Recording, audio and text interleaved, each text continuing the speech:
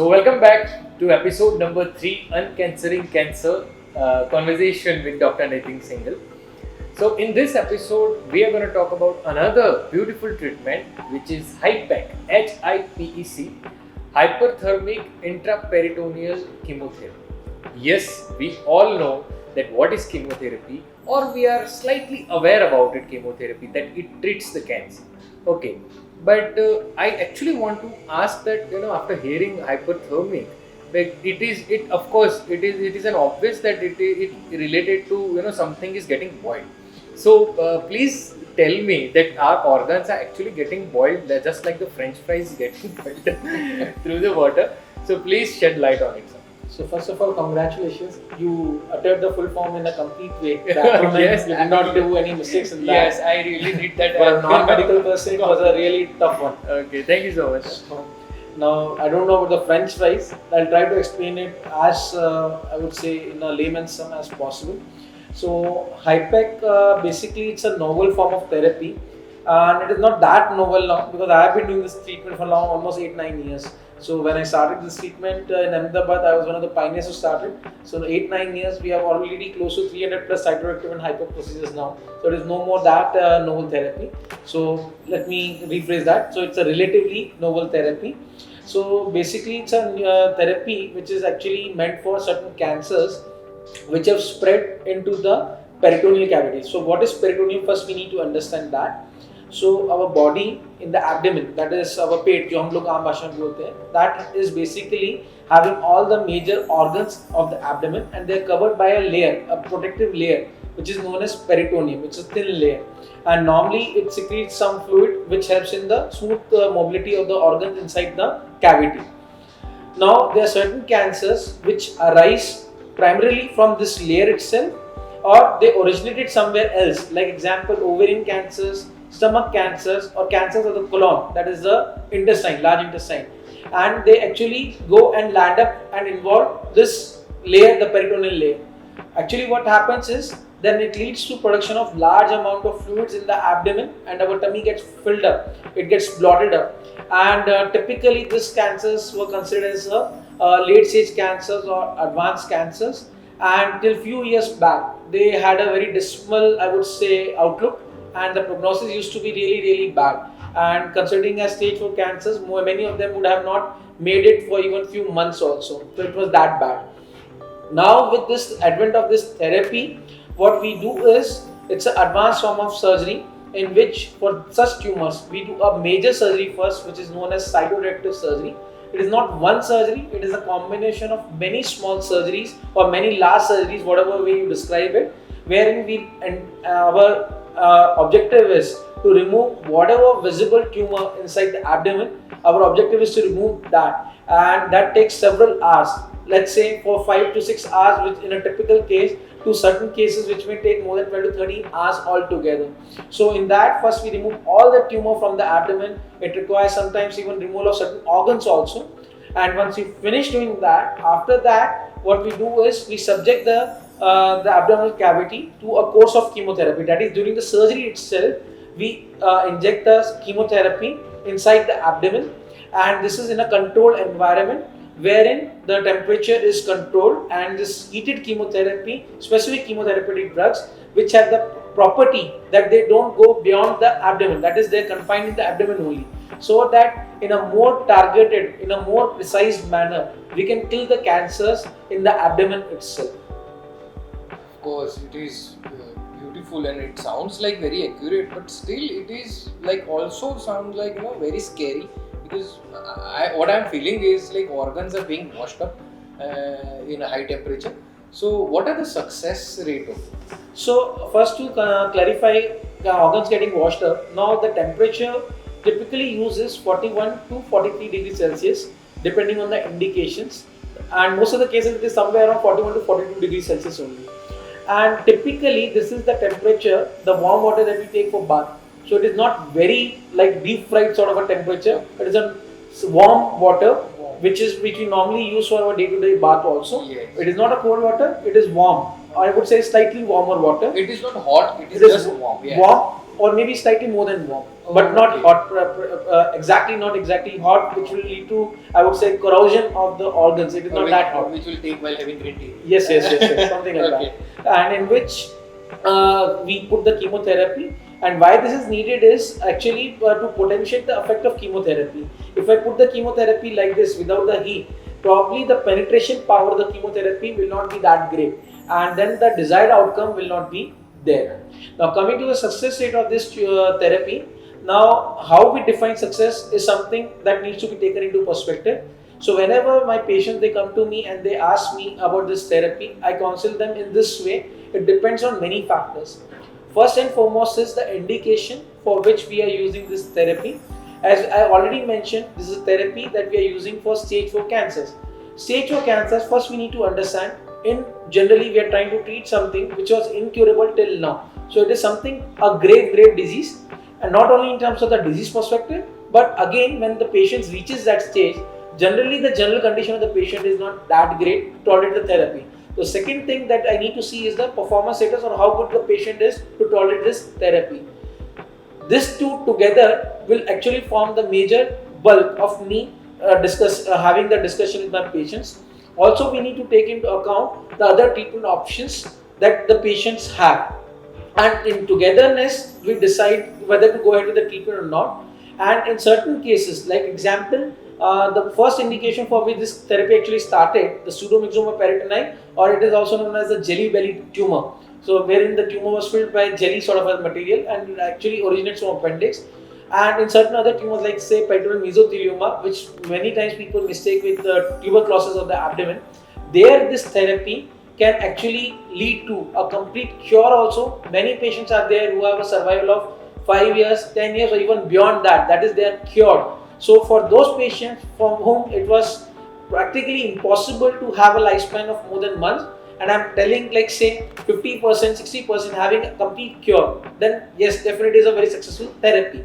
At the same time, we also have a condition, let's say like ovarian cancer, where addition of HIPEC can prolong your survival and can prolong your chances of having a recurrence back, and in some cases it can lead to cure also. But it is not a short therapy that if I have given HIPEC, cancer will never come back. That is something that patient needs to accept with this therapy, and I don't want to make any false claims that if you have given HIPEC, the cancer will never come back. So that is one thing that patient needs to understand.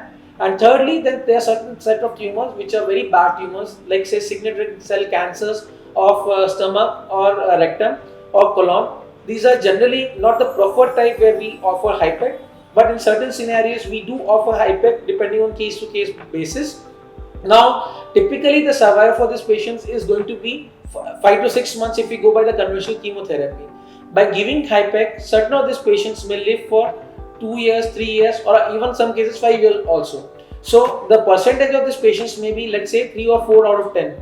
So for those 3 or 4 out of 10, yes, HIPEC was beneficial, but other 4 or 5 may not benefit out of it. So it's up to an individual, as a patient, as a family, to understand how to take the success. So those 3 or 4 out of 10 people got more time to live, or they just actually completely got cured? So few of them get cured also, and few of them they get more time also. Okay. As a surgeon, I can never say yes, you will get cured, you will get more time, or you will get no response. Okay. We try to choose the best scenarios where the therapy is used in the right cases, so that the benefits are maximum. But we can never say that yes, when I'm using HIPEC, 100% cases will have the benefit. Okay. Cancer is still scary. So, what are the potential complications and side effects people usually undergo after choosing this treatment, HIPEC treatment? So obviously it's a major surgery, and till few years back when actually I was learning this surgery in my alma mater, that time there used to be a series and pertaining to doctors and surgeries. I'm just forgetting the name. In that there was a famous phrase that mother of all cancer surgeries, that is HIPEC. So you can understand how complicated this surgery is, mother of all cancer surgeries. So obviously when you're doing HIPEC surgery, it's not just about giving the chemotherapy, it's just giving that bath of chemotherapy. If that would have been the case, I guess any Tom, Dick, Harry could have done that thing. Even you could have done that thing. You would have done a technical exercise only. But it's more than that. It's understanding the biology of the tumor and choosing the right patients.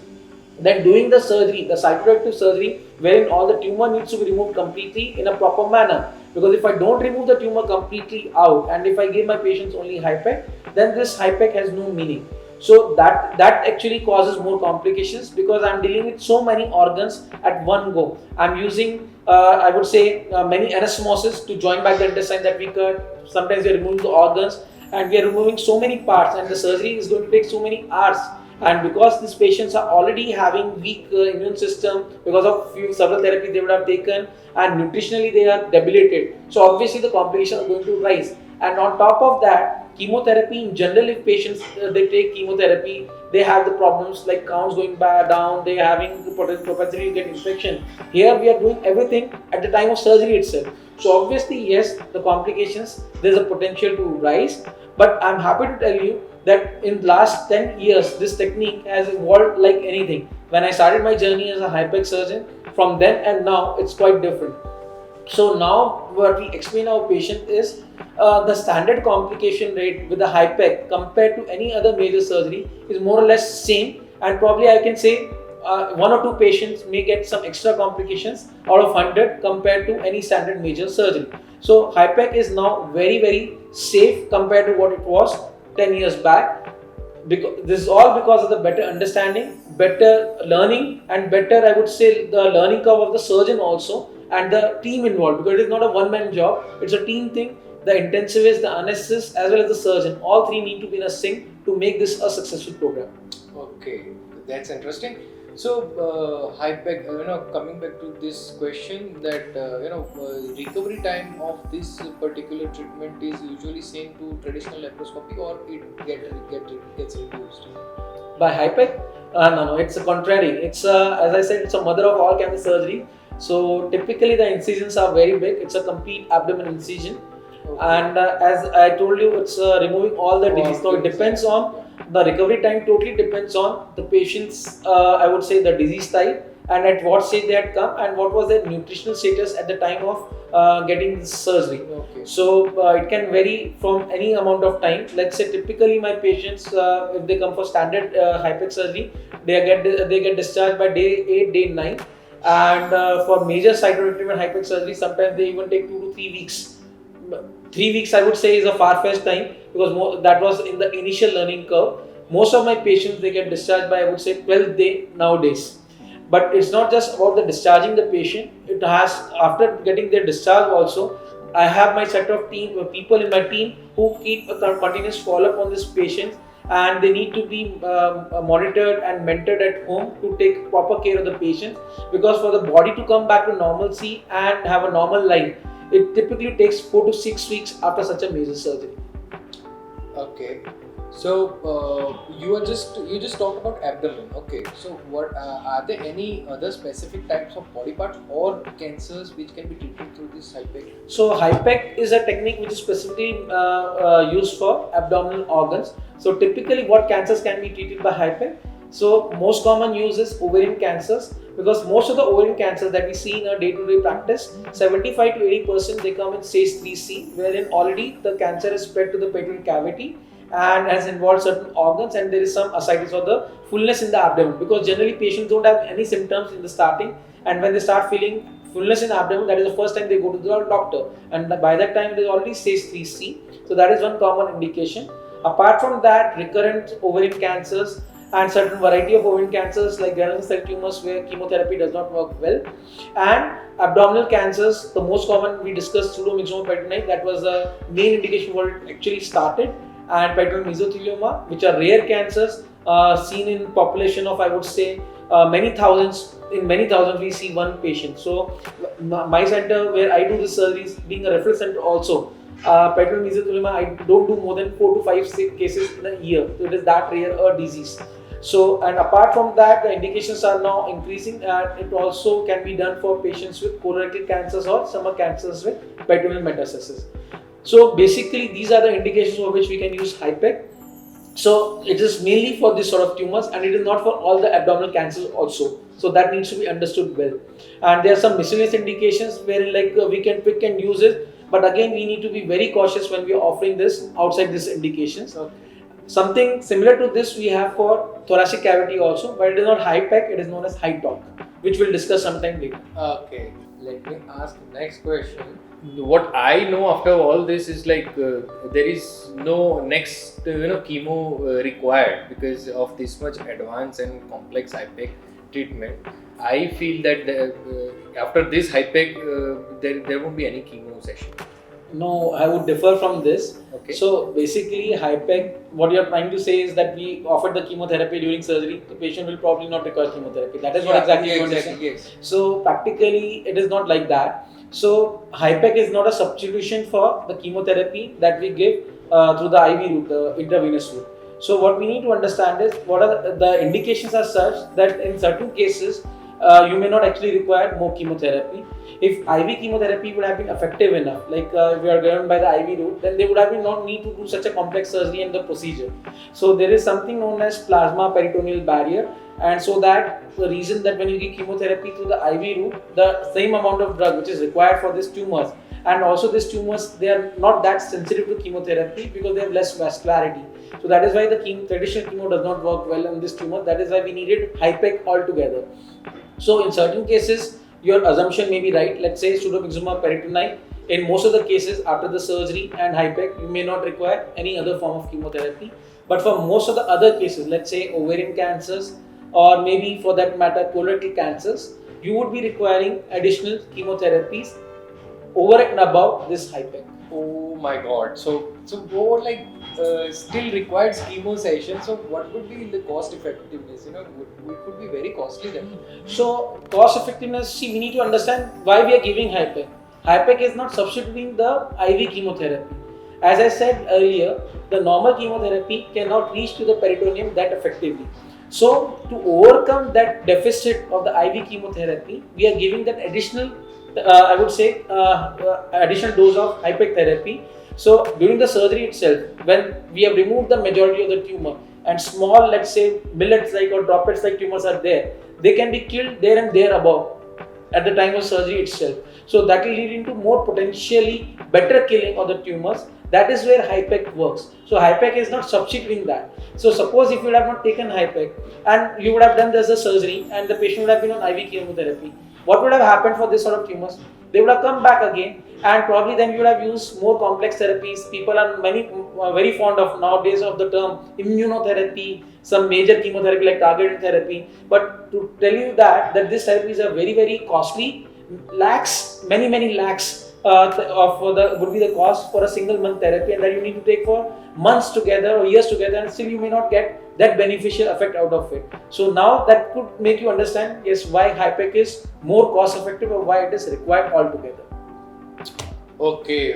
Actually, after hearing all this, I really remember that when I was researching on this HIPEC, I just got to know that I'm sitting in front of one of the top-notch HIPEC surgeon in India, because actually you have done this much number of surgeries in HIPEC, not in India, just all from all over the world.